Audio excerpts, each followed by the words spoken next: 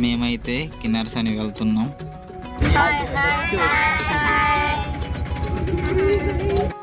పోయిన సంవత్సరం అయితే నేను ఇక్కడ వచ్చాను కదా ఫ్రెండ్స్, మరి వచ్చే సంవత్సరం పిల్లలందరినీ తీసుకొద్దాం అనుకున్నా. కంపల్సరీగా తీసుకొచ్చాను అనమాట. చూడండి, మేమందరం అయితే వచ్చేసాం. వాళ్ళ సంతోషమే నా సంతోషం ఫ్రెండ్స్. ఒకసారి మీరు చూడండి.